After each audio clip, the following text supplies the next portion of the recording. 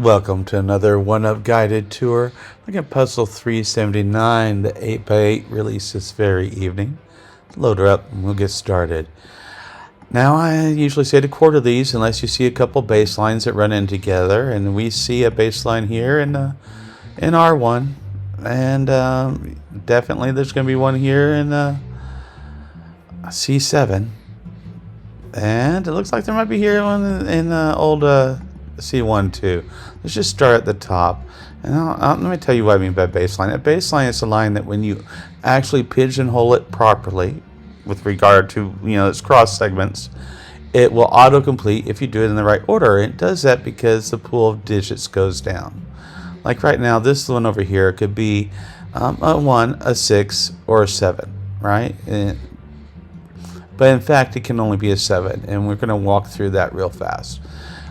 The first thing you need to do when you see something like this staggering length is look for this sort of progression.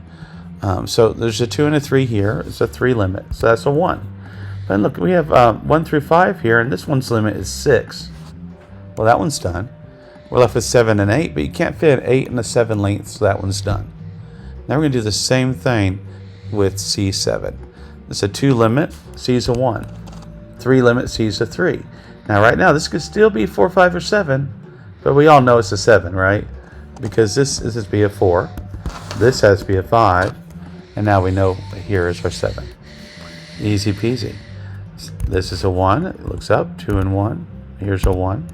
And we're going to come over here to C1 and do it, but we're going to walk our way over. Like here's our 3 length, and it sees a 1 in 2 spaces, but not there. And now we get this 2 and this 1, this 2 and this 4. And now we can turn. That's got to be a 1, got to be a 3, and let's see, 1, 2, 3, 4. Here's a 5 length. It's our 5. There's our 6. There's our 7, 8. That's 3 baselines, 1 puzzle. Let's cut back down to here and finish this line. Needs 3, 4, and 5. That can't be that. That's got to be our 4, and that's our 3. This bottom line needs a 2 and 3, and we know where they go. This has to be a 2. This line needs a 4 and a 1, and we know where they go. This line has to have a 2. It's easy to see. Let's come back to this. 1 and 2, 3 and 4. That's got to be a 5. What are we left with? 3, 6, 7. But 7 can only go there. Which leaves 3 and 6, which are sorted. Which leaves 4 and 3 here, also sorted. This line here needs 1 and 2, sorted. This line needs a 1. And then what else does it need? It needs a 2, 6, 8. Well, that has to be our 8. That's our 2. That's our 6. 1 and 5. There's our 1. There's our 5. 2 and 3. Got to go like that. This is our 4. Left with 1 and 3. Goes like that. 3 and 4. 3 and 4. 1, 4 left. And there's our last digit.